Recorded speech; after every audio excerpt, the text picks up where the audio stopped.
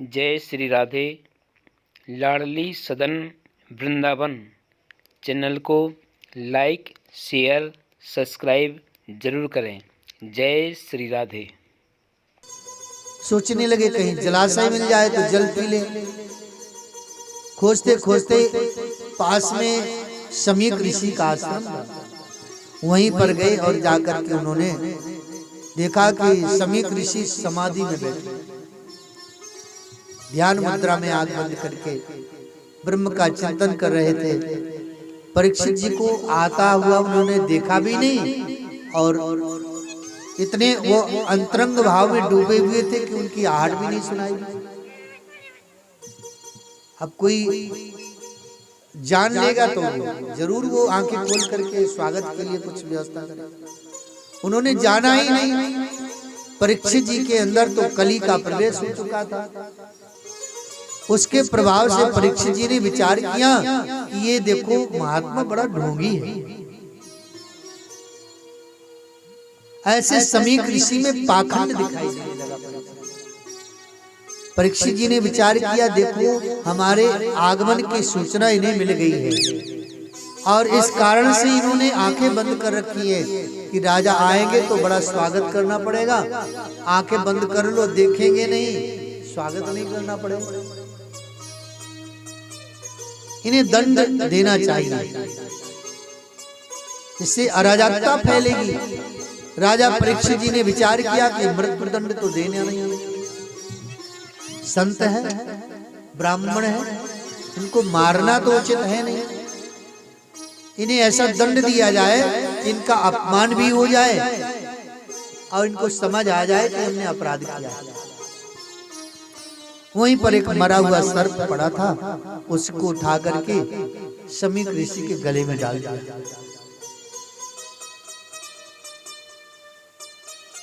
ऋषि को कुछ पता नहीं चला। ऋषि के गले में डाला गया सर्प, लेकिन ऋषि को कुछ उसका भास नहीं हुआ। परीक्षित चले गए और थोड़ी देर में समीक ऋषि के पुत्र श्रृंगी बालक आया। श्रृंगी बालक ने आकर के देखा कि पिता के गले में मरा हुआ सर्प पड़ा हुआ है।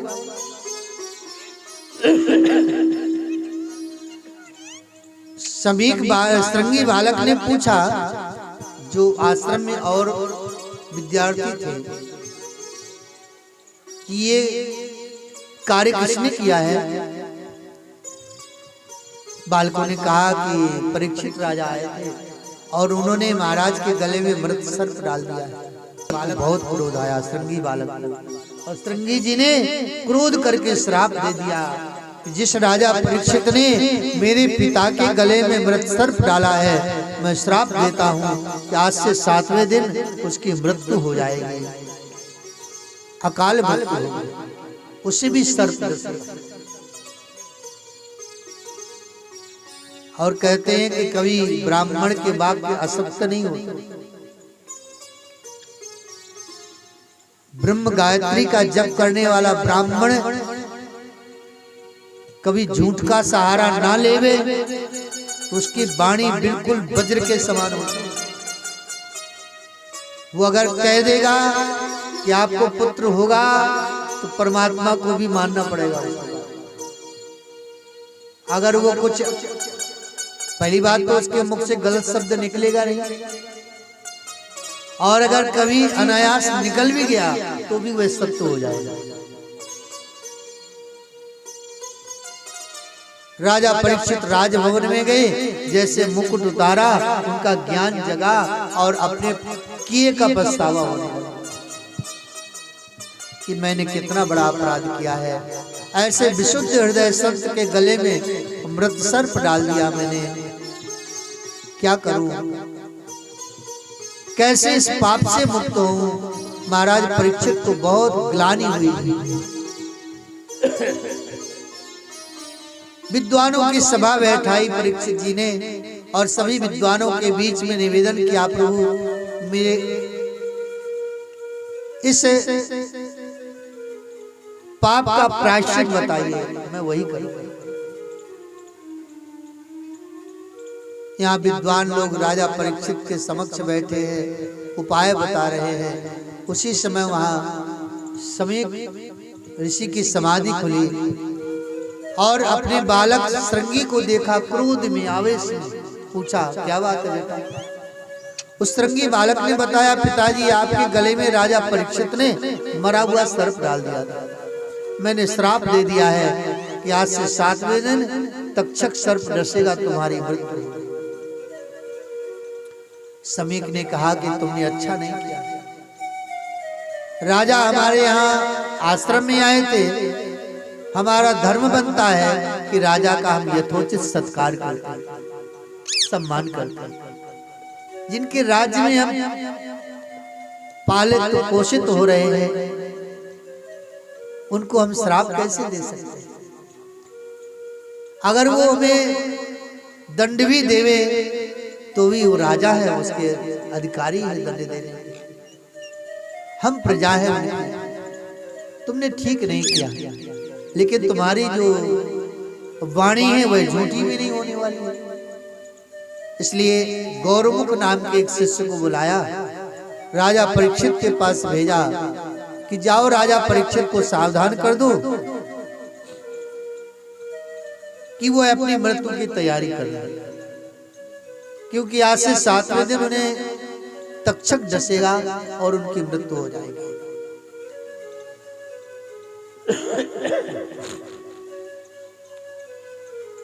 वह गौरमुख नाम का शिष्य परीक्षित जी के पास गया।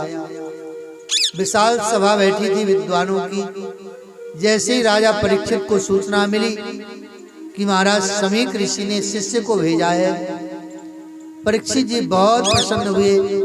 बड़े आदर पूर्वक उस ब्रह्मचारी बालक को अंदर ले गए, आदर पूर्वक सिंहासन में बैठाया, पद प्रक्षालित किए और हाथ जोड़ करके निवेदन किया, प्रभु आप कृपा करके बताइए मेरे इस पाप का प्रायश्चित क्या होगा।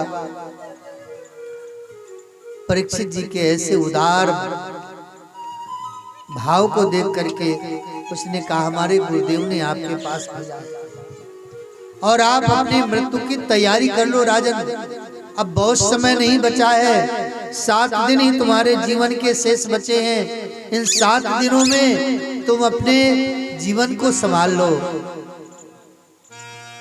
जैसे ये समाचार परीक्षित को ज्ञात हुआ कि मेरे जीवन का 7 ही दिन बचा है,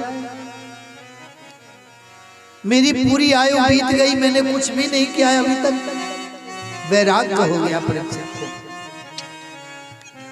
अपने पुत्र जन्मेजय को बुलाया और सभी मंत्रियों के पुरोहितों के समक्ष महाराज परीक्षित जी ने अपने पुत्र जन्मेजय का राज तिलक किया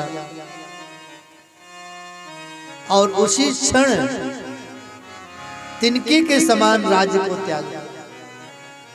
कि जो वस्तु हमें बाद में मरने के बाद त्यागना है, अभी त्याग दो। वो त्यागना नहीं, उसको त्यागना नहीं कहते हैं, वो छुड़ाया गया है। त्यागना इसको कहते हैं कि वस्तु है और आपने उसको, उससे आप विमुख हो गए। अब कोई वस्तु छुड़ा ली जाए उसको त्यागना नहीं कहते, वो तो मजबूरी है तुम्हारी। अगर तुम्हारे पास बल होता, सामर्थ्य होता तो आप छोड़ते थोड़ी उसको। परीक्षित जी ने त्याग दिया सारे राजकोष को, चक्रवर्ती सम्राट का पद त्याग दिया और परीक्षित जी वन की ओर चल पड़े। देखिए संसार में जो भी धन वैभव है ये सब छूटने के लिए है मिला है। ये जितना भी है ना जिसको हम बांध बांध करके रख रहे हैं, बहुत से लोग तो महाराज बैंक भर दिए, क्या सुख मिला? पैसा बैंक में पड़ा हुआ है, हमें कहाँ मिला हुआ? कमाया बैंक में पड़ा है। हमारे पास होता तो रात भर गिनते रहते कम से कम। आपके पास भी नहीं है, बैंक में पड़ा है, बैंक वाले उसका लाभ ले रहे हैं। केवल तुम्हारी पासबुक में चढ़ा देते हैं कि इतना लाख रुपया है तुम्हारा, बस इतने में खुशी है कि वास्तव इतना पैसा है। तो भैया आप अपने से मान लो कि पूरा बैंक हमारा ही है, मानने के लिए तो है। मान लो कि जितने भी अपने इंडिया में बैंक है भारत में, सब हमरे ही तो चल रहे हैं। एक संत जी कहते थे कि सारे संसार के मालिक हैं। बोले क्यों? कि चाह गई चिंता मिटी मनुमा बेपरवाह, जाको कछु न चाहिए सोई जग साहंसाय। चाय नहीं तो सबको चक्कर में डाल रखा है। चाय गई, चाय माने इच्छाएं, हमारी इच्छाएं समाप्त हो गई और तो चिंता मिट गई। चिंता तो चाय से ही उत्पन्न हुई। इच्छाएं हमारी उत्पन्न हुई तो चिंता बढ़ गई। हमारी इच्छा है कि हमें इतना धन चाहिए, तो चिंता रात भर सो नहीं पा रहे हैं, उसी के चक्कर में है कि भैया ऐसे कितना धन मिले हमें। और उसके लिए आप झूठ बोलेंगे, बेईमानी करेंगे, दूसरों को धोखा देंगे, परेशानियां तमाम प्रकार की आएंगी। और चाय नहीं, इच्छा नहीं है, काय की चिंता? मस्ती से आप पैर फैला के सोओगे। हैं? जिसके पास कुछ नहीं है उसके देखो कितनी अच्छी नींद आ रही है, और जिसके पास आपके सिरहाने तकिया के नीचे 10 करोड़ रुपया रख दिए जाएं और कहा जाए सो जाओ, तो नींद आएगी रात में? रात में खोल खोल करके गिनेंगे, कहीं कम तो नहीं हो गए, नींद नहीं आएगी। आप खेत पे काम करने जाए ना और एक सोने का मटका मिल जाए सब्जियों से भरा हुआ, तब क्या करेंगे? पागल हो जाएंगे। कहाँ जाएं, कहाँ इसको छिपाएं? घर ले जाएंगे तो लोग देखेंगे, छुड़ा लेंगे। बताइए वो सुख है? वो महान दुख है। इसलिए संसार की संपत्ति दुख का कारण है। दुख तो हमें सुख से ही मिला है, सुख नहीं तो दुख नहीं। परीक्षित जी ने राज्य को पूरी तरह से त्याग दिया। राम नाम के हीरे मोती, राम नाम के हीरे मोती, मैं गिराऊं गली गली, ले लो रे कोई राम का प्यारा, शोर मचाऊं गली गली। ले लो रे कोई राम का प्याला, शोर मचाऊं गली गली। ले लो रे कोई राम का प्याला, शोर मचाऊं गली गली।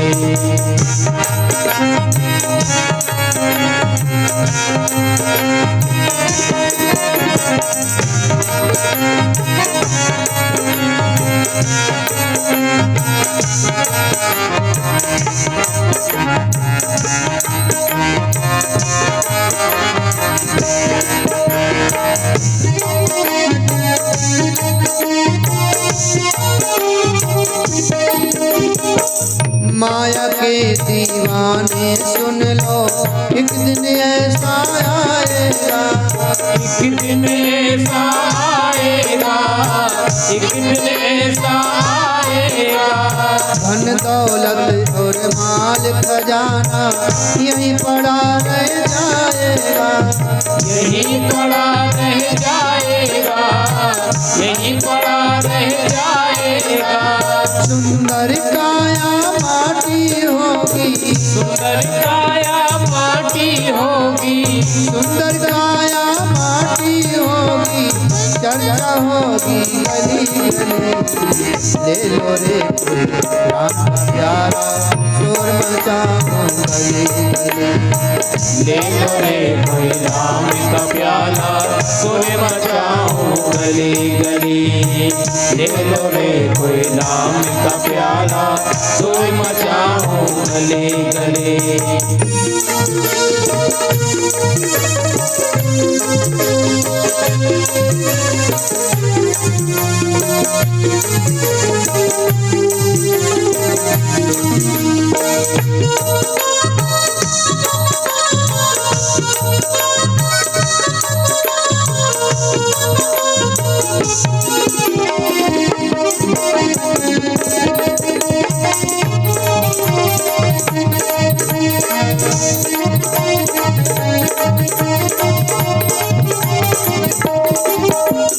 क्यों करता है मेरा मेरा ये तेरा मकान नहीं, ये तेरा मकान नहीं, ये तेरा मकान नहीं। झूठे जग में फंसा हुआ है, तू सच्चा इंसान नहीं, तू सच्चा इंसान नहीं, तू सच्चा इंसान नहीं। जग का मेला दो दिन का है, जग का मेला 2 दिन का है, जग का मेला 2 दिन का है, अंतिम होगी चला चली। ले लो रे अपना प्यारा शोर मचाओ, ले लो रे कोई राम का प्यारा शोर मचाओ गली गली। ले लो रे कोई राम का प्यारा शोर मचाओ गली गली।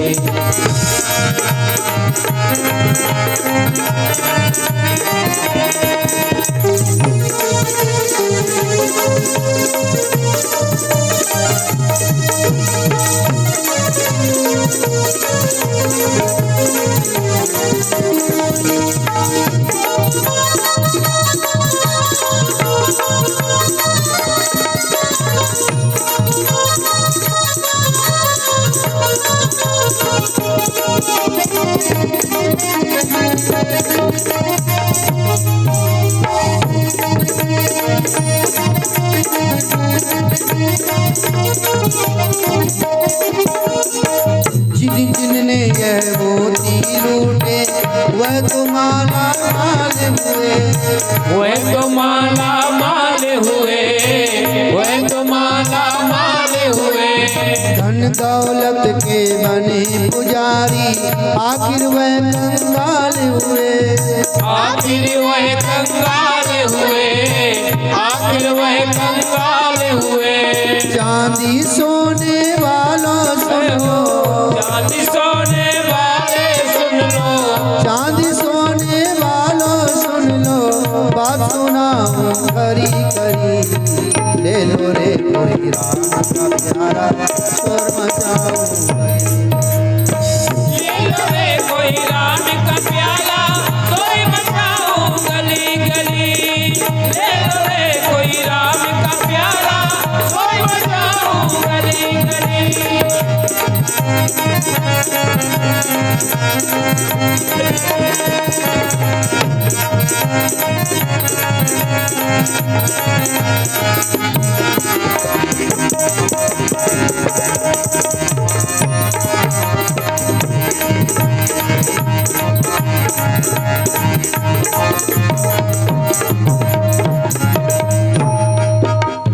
दुनिया को तो अब तक पगले अपनी कहना जाएगा, अपनी कहता जाएगा, अपनी कहता जाएगा।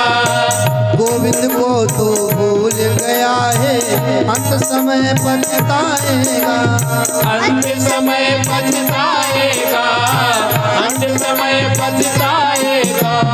2 दिन का ये चमन खिला है, 2 दिन का ये चमन खिला है, 2 दिन का ये चमन खिला है, फिर मुरझाए कली। जय हो। ले लो रे कोई राम का प्यारा शोर मचाओ, ले लो रे कोई राम का प्यारा शोर मचाओ गली गली। ले लो रे कोई राम का प्यारा शोर मचाओ गली गली। राम नाम के हीरे मोती, हरि नाम के हीरे मोती मैं बिखरा गली गली। ले लो रे कोई राम का प्यारा शोर मचाओ गली। ले लो रे कोई राम का प्यारा शोर मचाओ गली गली। ले लो रे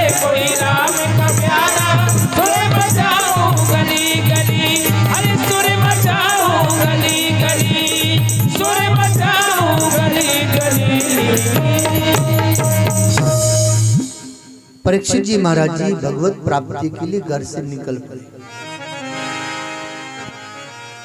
एक वैराग्य संसार के प्रताड़ित करने से होता है, एक स्वाभाविक वैराग्य होता है।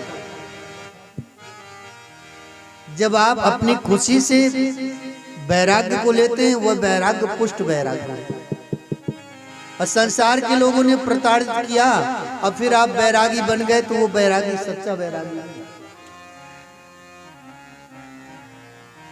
परिवारी जनों ने धन छुड़ा लिया, पुत्रों ने सारी संपत्ति छुड़ा ली, और जब घर से यातनाएं मिलने लगी तो बोले हम बाबा जी हो गए। वो नहीं माना जाएगा।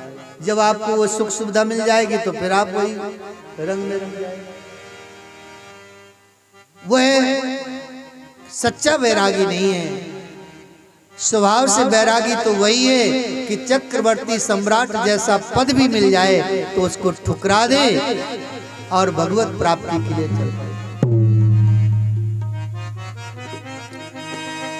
गंगा जी के तट पे जाकर के परीक्षित जी महाराज जी विराजमान हो गए। विचार करने लगे कि भगवत प्राप्ति का साधन कौन बताएगा, उपाय कौन बताएगा। ऋषि महर्षियों को पता चला तो वह भी राजा परीक्षित के दर्शन के लिए चल पड़े। वैरागी परीक्षित का दर्शन हो जाएगा। अभी तक राजर्षि परीक्षित राजयोगी परीक्षित का दर्शन हुआ, अब भक्ति योगी परीक्षित का दर्शन हुआ।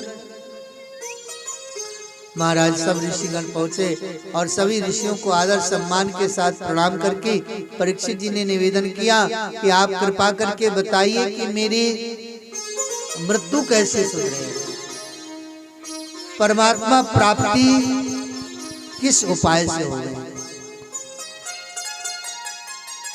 संसार की प्राप्ति नहीं, संसार के सुख को मैंने भोग लिया, चक्रवर्ती सम्राट के पद को भोग लिया, मेरे लिए संसार का कोई सुख शेष नहीं है। अब केवल एक ही काम शेष रह गया है, वह है भगवत प्राप्ति। आप वही उपाय बताइए प्रभु। ऋषि लोग सब एक दूसरे की तरफ देखने लगे कि हमारा तो जीवन बीत गया, हम लोग नहीं प्राप्त कर पाए, इसको क्या प्राप्त कराए। सब ने अपने अपने विचार के अनुसार उपाय बताए, लेकिन परीक्षित जी को कोई उपाय अनुकूल जचा नहीं। परमात्मा की प्राप्ति की सच्ची ललक हो तो सतगुरु भी वैसे ही मिल जाते हैं। हमारे तड़पन से देखो, आप सभी अपने अपने हृदय के थर्मामीटर हैं। हर कोई अपने हृदय की बात को जानता है और अपने हृदय की भावना को पहचानता है कि हमारे हृदय में कितना भाव है। हर कोई देख लेवे, उसके अनुसार उपासना करें। अगर आपको भगवान प्यारे लग रहे होंगे तो आपको संसार से मोह नहीं होगा। आप उपाय ढूंढेंगे, मौका ढूंढेंगे कि कैसे भी वो घर गृहस्थी से मुक्ति मिले और भगवान से हमारी प्रीति हो जाए।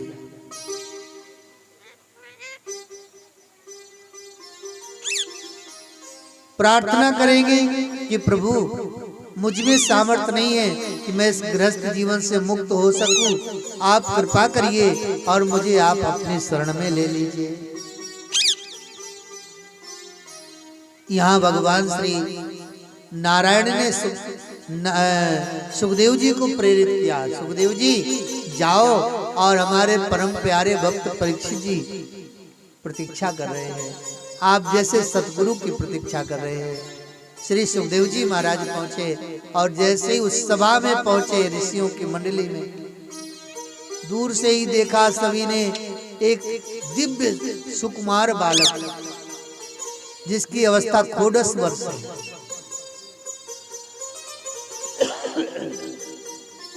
दिव्य सुडौल शरीर है, गौर वर्ण है, घुंघराले काले काले बाल हैं, जिनकी दृष्टि अपने चरणों में झुकी हुई है और बड़ी बड़ी आंखें हैं जिनकी वाणी निरंतर भागवत के श्लोक का गान कर रही है। ऐसे परम पूजनीय परमहंस श्री सुखदेव जी महाराज जी आ गए।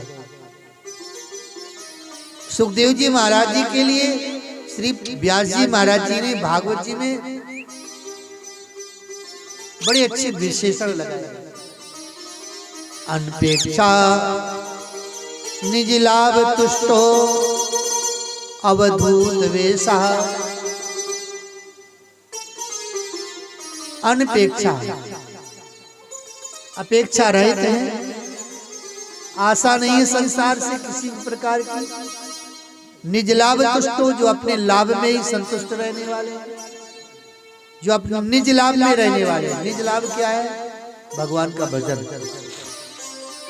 हम आप अगर संसार की संपत्ति अर्जित कर रहे हैं ना, ये हमारा निज लाभ नहीं है।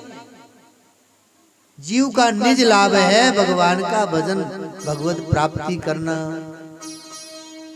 ये संसार की संपत्ति तो छूटने वाली है, भगवान थोड़ी छूटने वाले हैं। भगवान तो हमारे पिछले जन्म में भी हमारे थे, अभी भी हमारे हैं, आगे भी हमारे रहेंगे। और ये जितने भी संबंधी है ना, जन्म के पहले भी हमारे नहीं थे, अभी भी थोड़ा देर के लिए हैं और मृत्यु के बाद भी नहीं रहेंगे। लेकिन परमात्मा तो प्रत्येक जन्म में हमारे थे। इसलिए परमात्मा की प्राप्ति सबसे बड़ा लाभ है।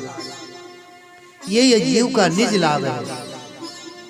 और उस परमात्मा के सन्निधि में 24 घंटे श्री सुखदेव जी महाराज जी रहते हैं। एक क्षण भी परमात्मा से वियोग नहीं होता है। अवधूत वेशा, जिनका वेश है अवधूत, तन पे कपड़े नहीं है। बताओ, जब कपड़े नहीं होंगे तो फिर जरूरत ही नहीं है। जो मिल गया, किसी ने खिला दिया तो खा लिया, और नहीं ऐसे ही घूम रहे हैं। ऐसे सुखदेव जी महाराज जी के आगमन से परीक्षित जी को बहुत खुशी हुई और परीक्षित जी ने सुंदर आसन में बैठाया, उन्हें पद प्रक्षालित किए और हाथ जोड़ करके निवेदन किया। अतः पृच्छामि संसिद्धिं योगिनां परमं गुरुं पुरुषस्य यत्कार्यं म्रियमाणस्य सर्वथा। हे गुरुदेव, आप योगी नाम परम गुरु, योगियों के आप परम गुरु हैं। आप कृपा करके बताइए कि म्रियमाण पुरुष को क्या करना चाहिए। म्रियमाण का तात्पर्य है जिसको अपनी मृत्यु का ज्ञान हो गया है। परीक्षित जी की इस बात को सुनकर सुखदेव जी महाराज बहुत प्रसन्न हुए और कहा, वरीयाने से ते प्रश्न कृतो लोकहितं नृपो आत्मवित् सम्मता पुंसां श्रोतव्यादिषु या परा। राजन, उत्तम प्रश्न है आपका। मेरी सरकार का दीदार बड़ा प्यारा है। जय हो। मेरी सरकार का दीदार बड़ा प्यारा है। कृष्ण मेरा प्यारा गोविंद, कृष्ण मेरा प्यारा गोविंद मेरा प्यारा, कृष्ण मेरा प्यारा गोविंद मेरा प्यारा है। मेरे सरकार का दीदार बड़ा प्यारा है। मेरे सरकार का दीदार बड़ा प्यारा है। कृष्ण मेरा प्यारा गोविंद कृष्ण मेरा प्यारा गोविंद मेरा प्यारा है। कृष्ण मेरा प्यारा गोविंद मेरा प्यारा है।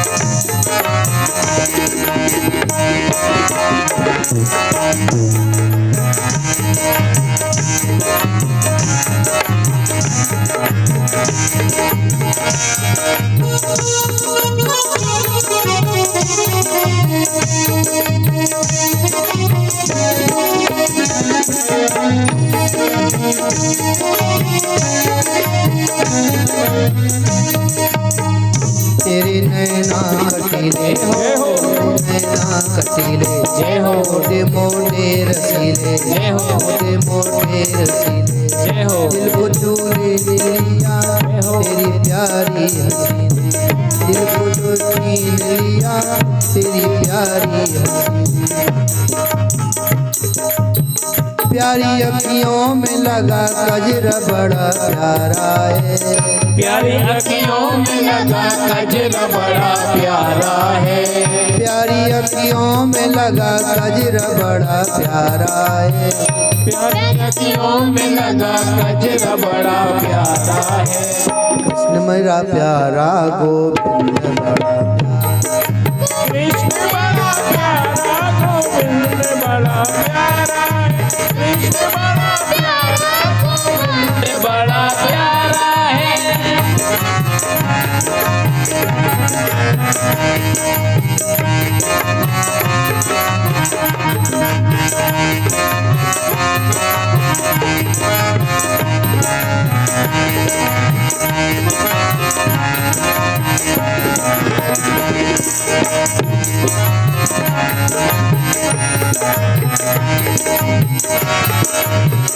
लटों ने लूट लिया जय हो जिगर घायल ये किया जय हो लटों ने लूट लिया जिगर घायल ये किया तेरी प्यारी अदा ने मुझे बेचैन किया तेरी प्यारी अदा ने मुझे बेचैन किया तेरी प्यारी अदा ने मुझे बेचैन किया तेरी प्यारी अदा ने मुझे बेचैन किया मेरे सीने में तेरा दर्द बड़ा प्यारा है मेरे सीने में तेरा दर्द बड़ा प्यारा है कृष्ण मेरा प्यारा गोविंद बड़ा प्यारा है गोविंद बड़ा प्यारा कृष्ण मेरा प्यारा गोविंद बड़ा प्यारा है कृष्ण बड़ा प्यारा गोविंद बड़ा प्यारा है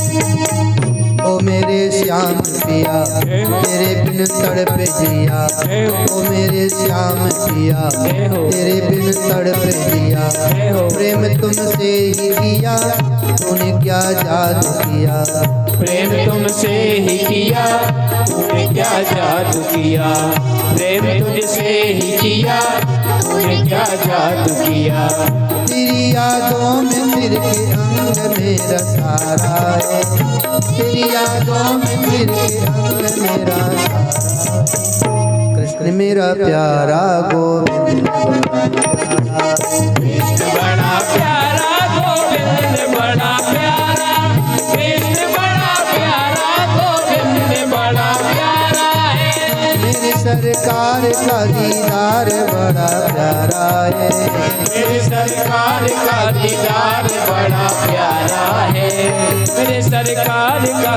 दीदार बड़ा प्यारा है कृष्ण मेरा प्यारा गोविंद बड़ा प्यारा है कृष्ण बड़ा प्यारा गोविंद बड़ा प्यारा कृष्ण बड़ा प्यारा गोविंद बड़ा प्यारा है मेरा प्यारा गोविंद बड़ा प्यारा है कृष्ण बड़ा प्यारा गोविंद बड़ा प्यारा कृष्ण बड़ा प्यारा गोविंद बड़ा प्यारा कृष्ण